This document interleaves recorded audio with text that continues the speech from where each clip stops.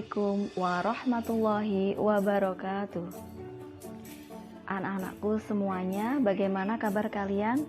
Semoga kalian semuanya selalu dalam lindungan Allah Subhanahu wa Ta'ala. Anak-anakku sekalian, sebelumnya Bu Lulu mengucapkan minal aizin wal faizin, mohon maaf lahir dan batin. Anak-anakku sekalian, meskipun dalam masa pandemi COVID-19 sehingga kalian semuanya tidak bisa berjumpa dengan teman-teman kalian semuanya, tidak dapat melaksanakan kegiatan belajar mengajar di madrasah, namun kalian tidak boleh putus asa dan harus tetap semangat untuk belajar meskipun hanya di rumah saja. Karena apa? Sebagai seorang generasi penerus bangsa, kalian harus wajib untuk belajar. Anak-anakku sekalian, pada kesempatan kali ini kita akan mempelajari tentang buku fiksi dan buku non-fiksi. Untuk materi lebih jelasnya lagi, silahkan simak video ini ya. Anak-anak sekalian, pada kesempatan kali ini kita akan membahas tentang buku fiksi dan buku non-fiksi. Pada bab ini, pembahasan yang pertama adalah mengenai unsur-unsur pembangun buku fiksi dan buku non-fiksi. Apa sih sebenarnya pengertian dari buku fiksi dan non-fiksi itu?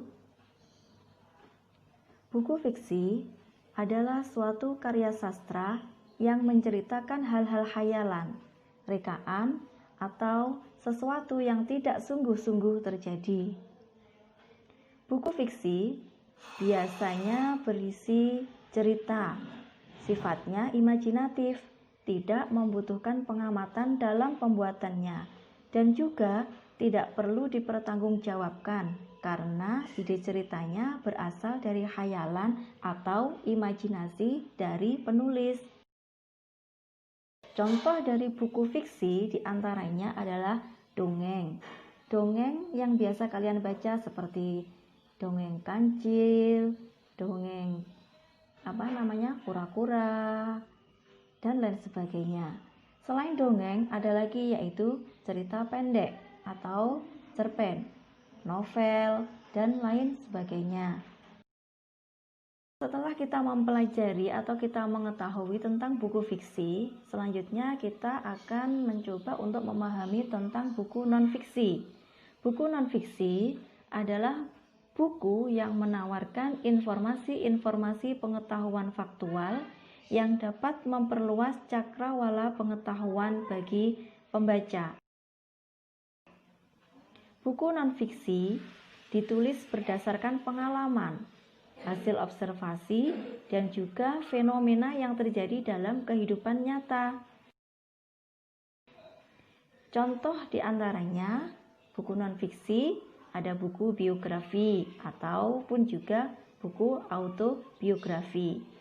Buku mata pelajaran yang biasa kalian gunakan untuk belajar di sekolah ataupun di rumah itu juga merupakan buku non-fiksi, buku pengetahuan ataupun juga buku populer, misalkan buku dengan judul cara pembuatan tempe, cara menanam pohon salak, dan lain sebagainya. Itu adalah buku non-fiksi. Nah, secara umum, buku fiksi dan non-fiksi memiliki sistematika yang berbeda. Meskipun sama-sama buku, tetapi cara penulisannya pun juga tidak sama. Sistematika buku fiksi diantaranya adalah yang pertama adalah sampul. Sampul atau cover itu akan membuat daya kemenarikan pembaca dalam membaca suatu buku. Selanjutnya setelah sampul atau cover ada halaman judul. Ya, halaman judul di situ dituliskan, kemudian setelah halaman judul ada hak cipta. Hak cipta. Setelah bagian dari hak cipta, kemudian yaitu ada daftar isi, yang mana daftar isi itu digunakan untuk mempermudah seseorang mencari halaman dari bab dan subbab. Kemudian Selanjutnya ada isi buku. Isi buku tergantung dari masing-masing judul buku fiksi tersebut. Selanjutnya setelah isi buku diantaranya yaitu ada tentang penulis atau biodata penulis. Itu tadi adalah buku fiksi atau sistematika buku fiksi. Untuk selanjutnya tentang buku non-fiksi, sebetulnya sistematika antara buku fiksi dan buku non-fiksi itu hampir sama, namun dari kata-kata hampir bersamaan itu pasti ada perbedaan. Sistematika buku non-fiksi diantaranya yaitu ada sampul, ada halaman judul, ada hak cipta, ada kata pengantar. Jika dalam buku fiksi tadi, setelah hak cipta langsung ada daftar isi. Tetapi kalau dalam buku non-fiksi, setelah hak cipta ada kata pengantar. Kata pengantar di sini ditulis dengan tujuan supaya seorang penulis dapat mengungkapkan tujuan dari penulisan buku tersebut. Setelah kata pengantar, selanjutnya ada daftar isi. Sebagaimana buku fiksi tadi, bahwasanya daftar isi itu digunakan untuk mempermudah pembaca mencari isi buku, baik dari bab maupun subbab. Setelah daftar isi dalam buku non-fiksi yaitu ada isi buku. Ini yang paling penting dalam suatu buku, yaitu isi buku. Setelah isi buku dilanjutkan dengan glosarium. Kalau di dalam buku fiksi tidak tertera glosarium, sedangkan di buku non-fiksi ini ada glosarium, yang mana glosarium di sini digunakan untuk mempermudah seseorang mengetahui suatu kata yang sulit artinya. Ya, jadi suatu kata yang memiliki makna yang sulit. Jadi di dalam glosarium itu ada makna kata dan juga katanya disertai dengan halaman. Halaman di mana kata tersebut dimunculkan dalam buku tersebut. Selanjutnya ada daftar pustaka, kemudian ada indeks. Ya, indeks itu hampir sama dengan glosarium, cuma bedanya kalau di dalam indeks itu hanya ada kata dan halaman di mana kata-kata tersebut muncul tanpa ada maknanya.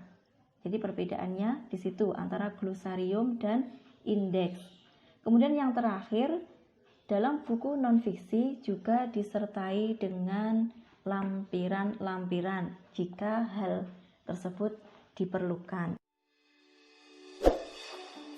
Demikian tadi anak-anakku sekalian, apa yang sudah kalian pelajari dari video tadi, yaitu sekilas tentang materi buku fiksi dan buku non-fiksi. Semoga dapat kalian pahami dan semoga kalian juga bisa membedakan antara buku fiksi dan buku non-fiksi. Untuk selanjutnya, silahkan kalian mengerjakan tugas-tugas yang akan saya tuliskan dan silahkan kalian kumpulkan pada wali kelas masing-masing. Tetap semangat belajar di rumah dan tetap berada di rumah untuk pencegahan penularan COVID-19. Jaga diri, jaga kesehatan. Semoga Allah senantiasa melindungi kita semua sehingga kita dapat segera berkumpul di madrasah tercinta kita. Wassalamualaikum warahmatullahi wabarakatuh.